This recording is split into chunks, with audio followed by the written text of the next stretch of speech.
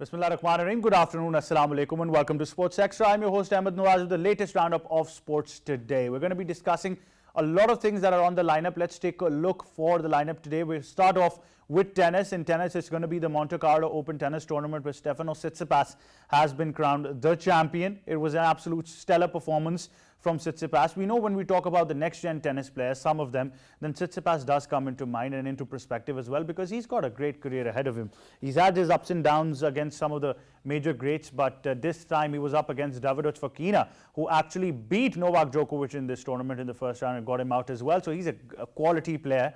The Spanish, of course, dominating most of his tennis that he's been playing, but it was a good match and Tsitsipas once again rose to the occasion. And of course, elsewhere we had Joe Salisbury and Rajiv Ram, who were crowned the doubles champion as well. Absolutely intensive games of tennis, great to see, as we just mentioned. And of course, we're going to be talking about them in detail. After that, we'll be talking about football. In football, of course, we will be talking about the FA Cup, how Liverpool are going to be facing Chelsea when you talk about the all-important games that are coming up for the FA Cup. It's been some stellar performances there as well. Chelsea have, of course, gotten through against Crystal Palace. More of an easy game. Liverpool had a tough encounter against City. I think that was a final against the final. Absolute superb things there as well. Overall, Liverpool managing to beat City 3-2. City, of course, getting this last goal. But I think the City, for a good omen, was Jack Grealish getting a goal. Otherwise, it was all Liverpool throughout. So Liverpool have got their first chance of winning the quadruple. They can probably take the FA Cup. They can probably take the Champions League, and they still have a good enough chance of clinching the Premier League as well. So intense games, of course. All Liverpool fans are excited. One of them is over the moon in studios today as well.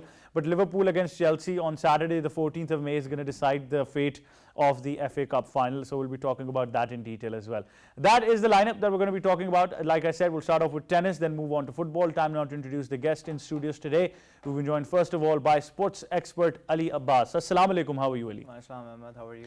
Good to have you. And we've also been joined by a fellow anchor at PTV and tennis player and expert Meheq Khokhar. Assalamu alaikum, Meheq. How are you? Assalamu alaikum, Ali. Thank you for having me. Ali's there. Sorry, Ahmed. I don't know why I just said Ali. Sorry. Right. So now we're going to be talking about tennis first of all. And like I said, I'm, such in awe of Tsitsipas. I think when you talk about some of the next-gen tennis players, he's a class apart. But not just him. There's the doubles that we're going to talk about as well. We've got a report on that. Let's take a look and then come back. FA Cup final in the last 6 years as they look to make Stefanos Tsitsipas successfully defended his Monte Carlo Masters title, dispatching Spaniard Alejandro Davidovich for Qainat to capture his second ATP Masters 1000 crown. Throughout the tournament, Tsitsipas did well to control play against his opponents. Oh, what a point. I think Tsitsipas. According to Balance of Power, the Greek was on the offense 23% of the time in Monte Carlo compared to 17% for his opponent. Fabulous striking. The Greek, who was appearing in his fourth final at this level, struck his forehands with fierce topspin and accuracy and recovered from failing to serve out the match at 5-4 in the second set to capture his first trophy of the season. With his 1 hour 34-minute victory, Tsitsipas has become the sixth player to win back-to-back Monte Carlo titles in the Open era, joining Rafael Nadal, Juan Carlos Ferrero, Thomas Muster, Jon Borg and Ilie Nastas. The 23-year-old who defeated Andrei Rublev in the championship match in Monte Carlo last season will climb to number 2 in the ATP race to Turin on Monday. The Greek has now won 8 tour-level trophies with 4 coming on clay. Well, there you have it. All you need to know about the Monte Carlo Open Tennis Tournament that we're discussing. Let's start things off. Meheq, first of all, Tsitsipas, if we talk about him, we've always talked about how well he's been perceived in the world of tennis, but now he keeps on getting better and better, and obviously the maturity is going to come with time. Definitely. I mean, he's still a young player, and as we've seen in the past, he is a class act, especially on clay, Ahmed. We know that last year he reached the French Open final, and he fought his way through even in that final, took Djokovic to the very, next level in that 5-setter. Lost that unfortunately after winning the first 2 sets. But I think he's shown us in the past what he's capable of, especially on clay, and now he's proven that again by winning the Monte Carlo Masters, which is a huge deal. And he didn't beat an easy opponent. I mean, that opponent that he played, Davidovich Fokina, he stunned the world #1 in this tournament. He beat Novak Djokovic, and I think he also had a really good run. I mean, even in the semi-finals, he went up against a very experienced and we know a very talented player who everybody would call baby fed, Grigor Dimitrov. And I mean, he's so talented, but he still beat him in 3 sets. It was really anybody's match, but he won that as well, went through to the final. So honestly, in my head, I was thinking that maybe Davidovich Fokina might win the final, to be very honest. So I was kind of taken a bit by surprise when Tsitsipas did win. But again, he showed us why he is so good, especially on clay, and we should not write him off at all. You agree, obviously, Tsitsipas. I agree with Meg, because I also thought after beating Djokovic and coming through various rounds, I thought Fokina is probably going to take this one. And it was a little surprising for me as well. I was surprised that Djokovic even played the tournament to start with. I mean, I would definitely agree with you that he has to sort of select the tournaments that he participates in because of the age that he is in now. But generally, you know, there's a stage in tennis which is there for the taking for any of these young guns to come up. I mean, we talk about Medvedev, now we have Tsitsipas. So every now and then, you know, you have this transition from the legends who are sort of just departing the game to sort of hand the torch over to the new ones. So Tsitsipas is someone who's definitely, he has sort of just cemented his place, and he has sort of just announced himself as well. And like Meheq mentioned, you know, winning the Monte Carlo is not an easy feat. So he's done that, and you know, the sky is the limit once you see that a 23-year-old is taking on the likes of so many greats in tennis nowadays. So it's exciting times for a tennis player like him, and let's see where the future takes him. Definitely. I understand that these next-gen players have been winning tournaments on and off, but the difference between them and the top 3 that we always talk about is probably the consistency to win regularly. Definitely. I mean, the reason why these young generation players are still in question when it comes against the big 3 is because the big 3 for so many years, Ahmad, you know, I would say 2 decades, that's a huge thing. They've completely dominated the game of tennis, and they've brought tennis to the next level. If it wasn't for Federer, if it wasn't for Nadal, you know, the game of tennis wouldn't have gone to that next level. Yeah, because of that rivalry. Definitely, right? So and that's the reason why all these younger players had to start working harder. They had to take their games up to the next level in order to just be able to compete against them. So that's a huge thing. They completely changed tennis. They upgraded it for everybody. And I mean, now for the younger generation players, we see that they still don't have that consistency that the big 3 have had. Of course, they don't have experience on their side either, like the big 3 do have. But I mean, they're a lot younger. They still have time on their side. But at the same time, you know, they are lacking that consistency. We see that, you know, for a long time, Tsitsipas, and then we've got Zverev, and we've got Medvedev, and all these players, they have been known as the, you know, the young generation players that are coming up that are going to take over the top 3. But then we've also got the likes of Carlos Alcaraz coming up. You know, I mean, he won the previous Masters that just happened before this, stunned the world. I mean, that was an absolutely sensational performance by him. I still think he's a stronger candidate than the rest of them to come and to be the future world #1. But at the same time, you know, I think we should still keep our eyes on somebody like Tsitsipas. He's only 23, like Ali mentioned, so he's still got a lot ahead of him. We're still getting a lot frustrated very early on. That's what I'm seeing in his game. Exactly. And I think I would just add to what you both were discussing previously, that in terms of consistency, I think the big 3, Djokovic, Nadal and Federer, they all had a major setback in their career, after which they came back and they sort of won so many Grand Slam titles again. You talk about Djokovic, he was struggling, he changed his diet, he changed his coach, he came back as a new player. Then you have Federer, who had problems with injuries and obviously, you know, sort of just reinvented himself. And Nadal, we all know how well his injury issues have been documented. So it's more consistency and, you know, sort of just coming back from adversity, coming back from failures, and just coming back again and again and again, and just getting in there and winning again, and then going back to the rehab centers to get their injury sorted out, then coming back again. Do any of these players have that? I mean, like you mentioned, the frustration, I doubt it as well with the way they get frustrated, because to sort of just live up to the legacy which they have to in terms of establishing themselves as greats, they're going to face a lot of failures, a lot of setbacks. And do I see them sort of getting to that level right now? I really don't. Honestly, I don't even think that might be possible in the future. I think they all will most likely win Grand Slams. Look at that trophy museum. Yeah, but not like 20 Grand Slams or 21. And even Monte Carlo, Nadal's won that 11 times. That's absolutely amazing. That's sensational. So I think just the way, you know, they're persistent, like how persistent they've been, the top three, the big three, how they've dedicated their entire life to just tennis, you know, they're revolving everything around it. Like he said, Djokovic changed his diet and then he just came out as a new player, because we know that your diet has a huge impact on your performance. Then at the same time, we've got Nadal, you know, I mean, you have to be extremely resilient to get injured so many times and to not give up, to not retire, to keep coming back. It shows you how motivated he is intrinsically, not even through extrinsic things, but intrinsically he's so motivated, he has so much passion for the game that no matter what happens, he still keeps coming back even at the age that he is at now. The fact that they had each other to compete against Yes. sort of also pushed them Push forward. them, You know, push once you them, like yeah, we definitely. mentioned Ronaldo and Messi, you know, Yeah, sort of that just- rivalry. the I rivalry. think those three pushed each other so much that now, I mean, I'd they're say two. I averaging- don't. I but still I mean- don't accept the three. No, but the thing is, come on, that's like a healthy. Are you not going to accept Novak? Novak? But that's a healthy rivalry, right? To have You've because cancelled Novak, haven't you? You've cancelled but Novak. that's a healthy rivalry to have, because you're like pushing each other in such a positive way that you're just making each other better as time goes But on. Meheq, And there's Federer another said that interesting too. factor which you as a tennis player probably can comment on it further that and better, that sometimes you're rated as a player for specific conditions. Federer might be rated as a grass court specialist, Yeah. Nadal goes towards Clay clay court, courts yeah. and hard courts.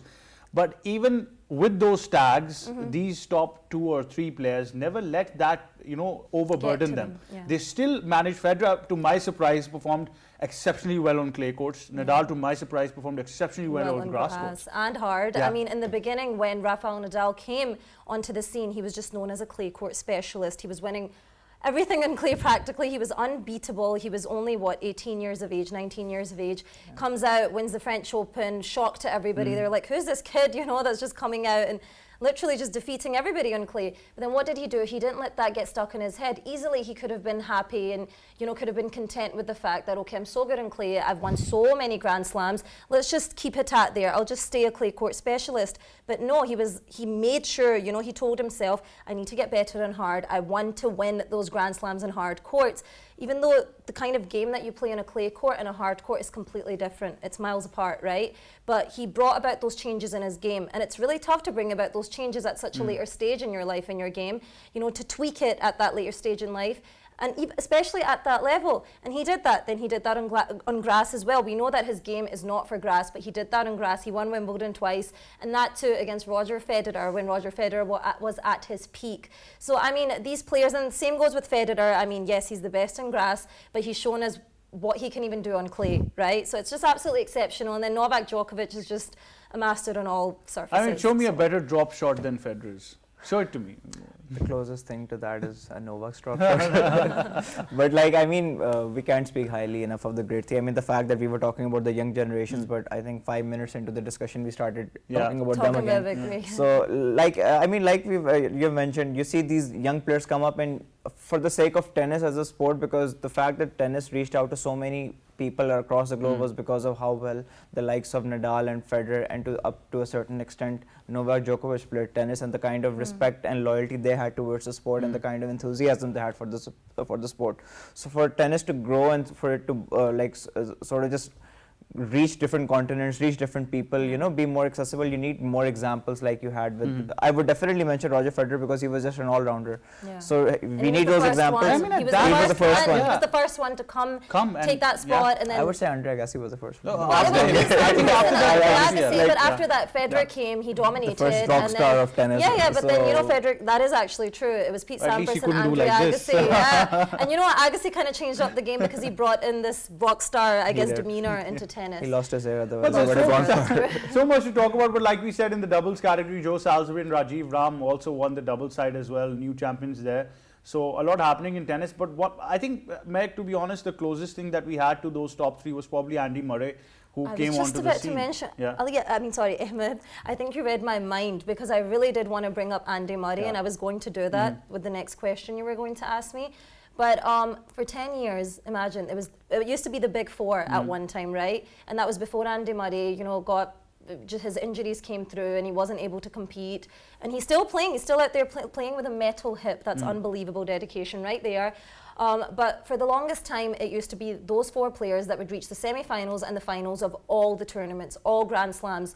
And that's why it was the big 4. And even Andy Murray, to win Grand Slams in that era when those 3 are playing and dominating and they're at their peak, it was just unbelievable. So I would also give credit to Andy Murray because he really did, you know, he was a part of that era. And especially to come from a country like Great Britain where they were, you know, searching for a champion for so many years.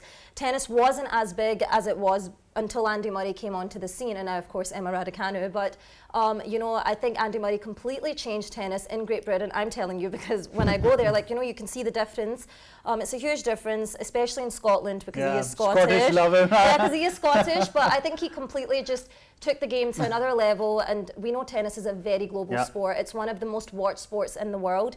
So I mean, he did a huge thing for Great Britain. Hopefully, we'll have a Grand Slam champion in Pakistan as well. So then it'll become more popular here too. Well, that depends how much tennis Meheq is playing these days. So you never know.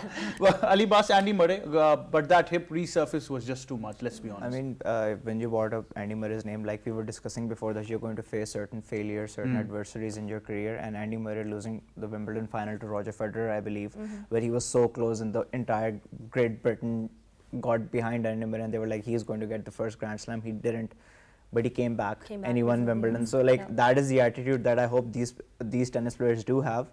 At the moment, I doubt it because there's no Roger Federer in the game that you can sort of compete against. But generally, I mean, Andy Murray is one example that you look up to because he was playing at a time, like we all know, where he had players who were much fitter than him, who were maybe more technically gifted than him, who were more talented than him. Yeah, but he didn't give up. He just kept on fighting, showed the great English spirit that he had in him. And he won the English gold medal. Scottish He won the gold medal. He won the gold medal. He won the gold medal. So, like, you just have to keep on going. And I hope one of these players do sort of stand out and go far. I have a lot of hopes on Medvedev.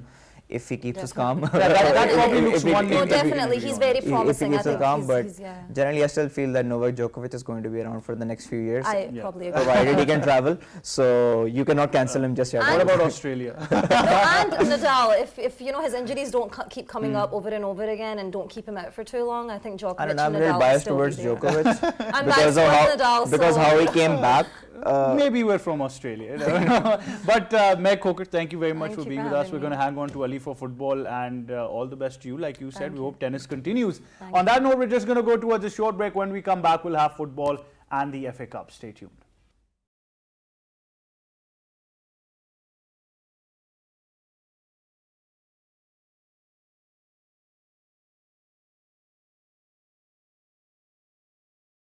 Welcome back. Time now for our segment on football, and it's the FA Cup action that's going to be on the table today. We've got a report. Let's take a look and then come back. Chelsea will face quadruple chasers Liverpool in the FA Cup final after second half goals from Ruben Loftus-Cheek and Mason Mount sealed a 2-0 win against Crystal Palace. Thomas Tuchel's side had to work hard to break Palace's stubborn resistance in the semi-final at Wembley, but Loftus-Cheek's ferocious strike put them on course for a third successive FA Cup final appearance.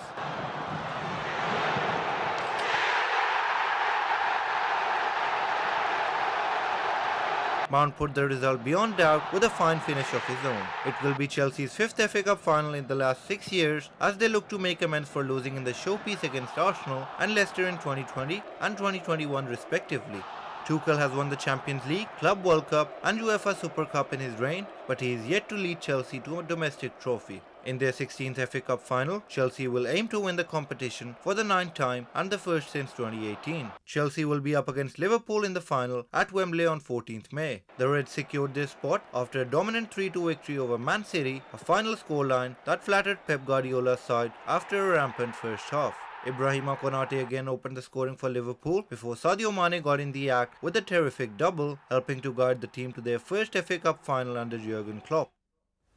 There you have it, all you need to know about the FA Cup action. We're still hanging on to Ali Abbas, and now in studios we've been joined by football expert Muhammad Ali. Assalamu alaikum, how are you? Walaikum assalam, how are you? I'm good, long time. Long time. You've disappeared like Manchester United's form. Yeah, but I'm a Manchester City fan, so I'm here. I know that already. I know the other side of Manchester is always going to have bragging rights these days. But you know, we're cursed. Ever since we had Maguire, I'm not talking about it anymore anyway. But Ali Abbas, first of all, let's talk about the Chelsea game. Had it fairly easy, I would say, Crystal Palace, but credit to Crystal Palace for making it till there. Yeah, absolutely. I mean, the kind of football Crystal Palace have played under Patrick Vieira this season has been amazing. They've grinded out some great results. They are still in the running for Europe. So I think it's been a great season for Crystal Palace generally, and the fact that they got to the semi-final. They have been making frequent appearances in the FA Cup in the later stages. I do believe they played the final a few years ago as well. So a difficult opponent, and you can see the project that Patrick Vieira is working on, and I do see Crystal Palace improving even further. It depends if they can hold on to a few of the players who are there on loan. But generally, I think it was a good performance. But Chelsea, clinical. They had the players, and Chelsea could use a break because of the game that they had against Real Madrid. They played really well. They couldn't get through.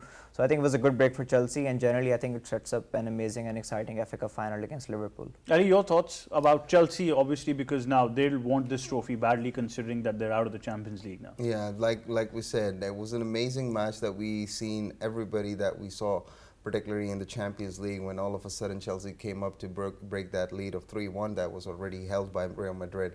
Considering that this is the first time that Chelsea is on the verge of winning a domestic trophy, so it's going to be a big deal for Tuchel. Most importantly, the way that they actually started the season off, they were running off from Liverpool and Manchester City, and it was quite predicted that Chelsea is going to win the Premier League as well.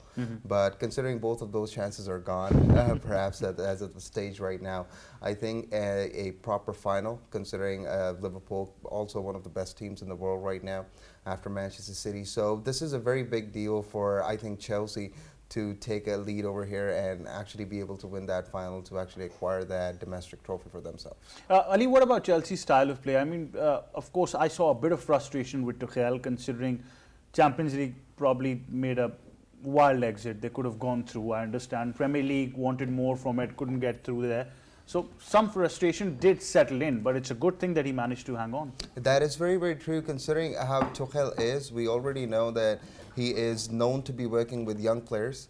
And the way that he's working with these young players, half of the team is under 26 years old.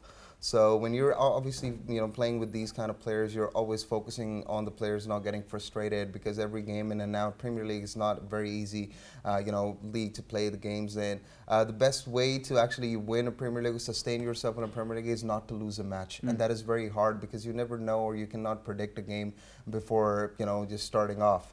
And most of the times, even after the halftime, that what we've seen in this time around in the footballing world, you cannot even decide the game in the halftime as well. So I guess home advantage is no longer there. Exactly, it's no longer there.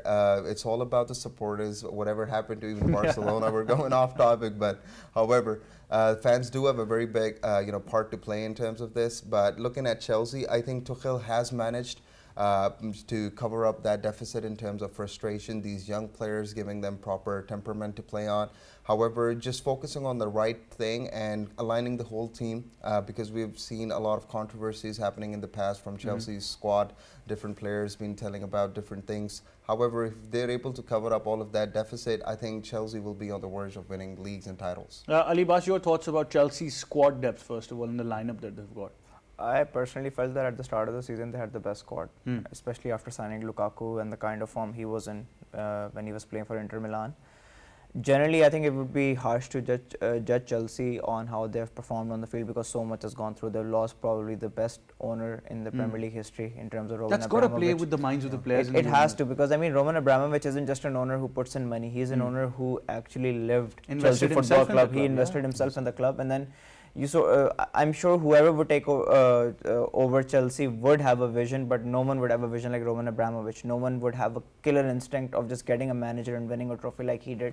So it does play a role, and there's so many players who are running out of the contract either this year or the next. Rudiger is one example, who are set on leaving because they don't exactly see a future in Chelsea without Roman Abramovich, and losing an owner like that did have an impact. I mean, they've lost a few games which you didn't expect. I think the 4-1, or I don't know how much they lost by to Brentford, but that was a really surprising loss. So Chelsea have had it difficult, and I do feel for them. And the fact that they're in the FA Cup final, I would have definitely supported them if it wasn't against Liverpool. But generally, I do feel that Chelsea have had a really difficult season, and the fact that they've gotten to a final in the FA Cup, hopefully that's it, and they made it so far in the Champions League. I think it has been a difficult season, and that Thomas Tuchel and the players have gelled up really nicely together to get to where they are. and hopefully they can keep their players and go again next season, because Chelsea, no matter whatever you call it, is an important club for the Premier League. And it's sad to see, because by the end of the day it comes down to the fans, and the fans don't get to decide what is happening politically or across the globe. In the end, they just want to see the trust team me, do had well. it been up to the fans, we would have had Glazers out a long time ago. So it's not up It to took the you fans. 10 years to get Ed Woodward out of the club. So things are messed up, but Ali, you agree, but that had an impact. Of course, it's got to have an impact. It does. I think considering the fact that where we are in terms of the the whole world and everyday scenarios, yes, a lot of people were against Abramovich as well. They wanted him to leave, but a lot of people did not want him to leave, considering the fact that Ali just mentioned that there is a huge impact that he had on the players as well. And exactly considering this thing, we've got Christensen. He's also leaving the club at the end of the season. Rudiger has Rudiger has a lot of chances to actually join Barcelona, because he's going to get free as well at the end of the season. Similarly, other players like that, we saw Lukaku being unhappy in the mid of the season. All of a sudden, he started doing press conferences and all of that. You've got other players like Mason Mount. You've got a main player that they have, Kante. But considering that as a team, keeping this whole team all together, I think Tuchel right now deserves all applause, because he has actually managed to keep the team together. He has not let them go here and there, even after Lukaku, whatever he did, he still Even when his own position could have been up for stage. Exactly. But he still gave him a chance. He still apologized from the fans and everyone.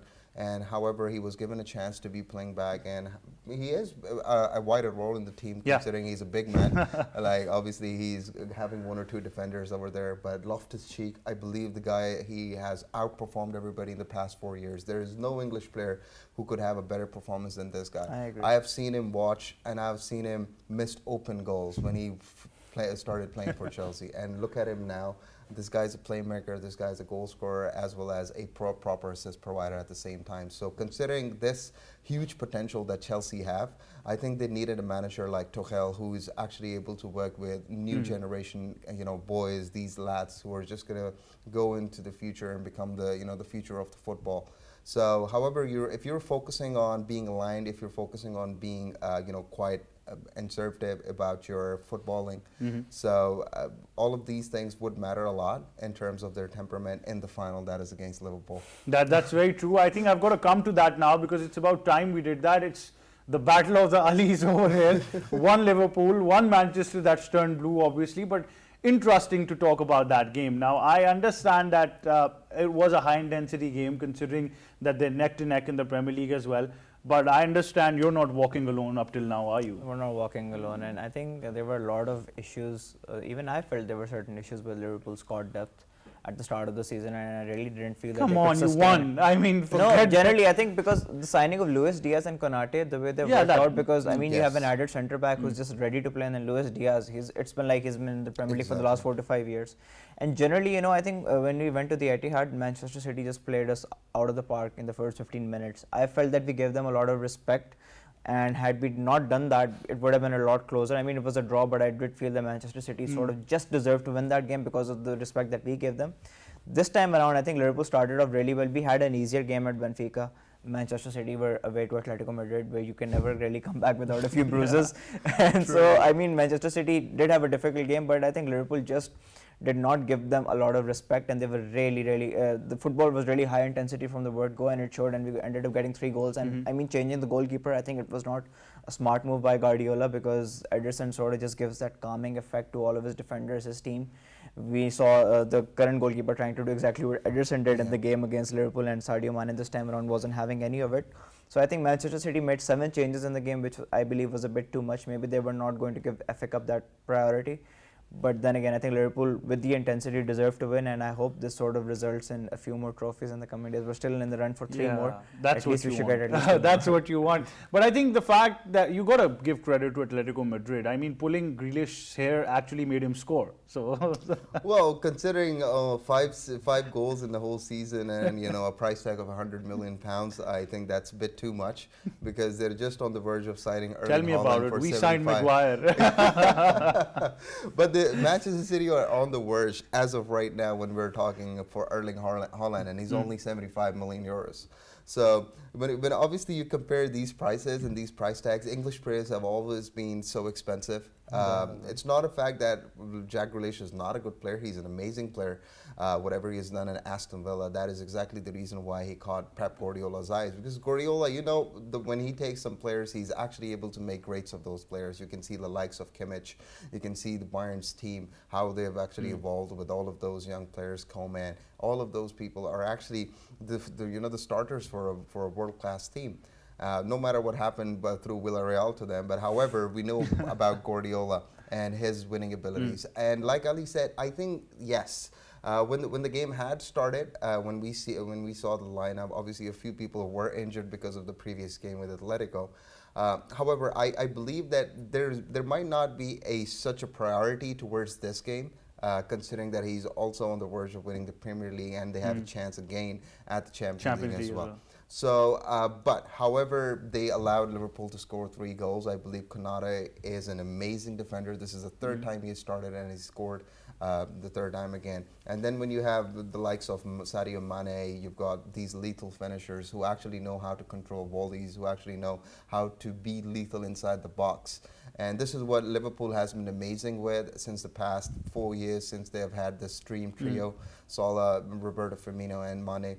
So I believe when you have these kind of players up front, and this is what Guardiola has been missing throughout the season, and he has been, claimed that 3-4 times at the press conferences that he does lack a proper finisher. He does lack a proper striker.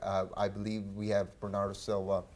We've got Kevin De Bruyne, we've got Gundogan. They are scoring in and out, but you need somebody who's actually scoring at least 1 goal a game, who we know at the end times we can obviously, we can depend on that person, considering that we got a goal at 90+2, but that was just a consolation goal.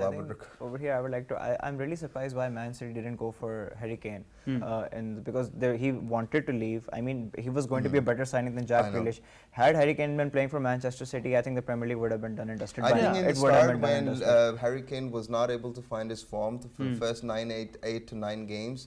Manchester City fans, including me, I was thankful. I was very. Can't give a good. But I genuinely think that Kane himself was reluctant. I felt maybe he was reluctant himself. Not after the interview that he gave. I do feel Harry Kane wanted to leave, and I was really scared from. It was huge news he might go to United. Exactly, he wouldn't have gone to United. You can only have one great English player in United. When we see Heung-min Son performing, basically outperforming Kane. That guy is amazing. The way that he has put up in football in the past 3-4 years, being in Tottenham's team, and he has actually scored against every big team that you name. True. Even in Champions League, even in Premier League. So he was the one who was making the difference. So the highlights, we all know English media, so the highlights were actually going on the other side. So that would be one of the reasons. And even English players, we do it a lot, obviously to gauge all of that media hustle. But considering where we are right now, they always needed a player who's all over nice. Who's basically good with both of the feet, who's good with the heading ability. Kane was one of those people.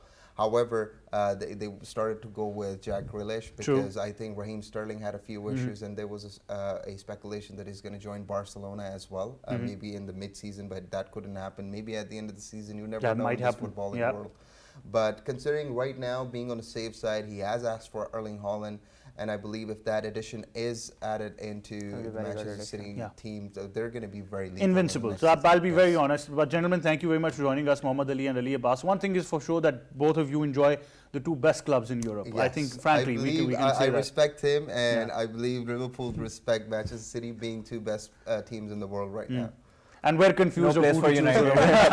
But thank you very much, gentlemen. Now, before we wrap it up, we've got some exciting news to share with you as well. And it is, of course, Dylan van Baal, the Dutch cyclist, who from last to first at the Paris-Roubaix. He was on the last position, made it to the first. When you talk about speed, he is the man. Ineos Grenadiers' dazzling Spring Classics campaign continues with a cherry on top, with him winning it as well. It has been the start-out team of the 2022 spring season, and Ineos Grenadiers have surely taken the title, having followed their victories at Amstel Gold Race and Barnesville, with one to crown them all at the Paris-Roubaix on Sunday as well. So Ineos Grenadiers continues to outshine, and like I said, Dylan van Baal is absolutely amazing himself as well. That journey is absolutely terrific when you talk about from last to finish and then taking the first. And he said, I can't describe it in words because it was just too quick. So that's how the race went as well. That wraps it up. That's all we have time for when we talk about Sports Extra in this edition. Of course, we'll catch you tomorrow once again. From me and the entire team, it's goodbye for now.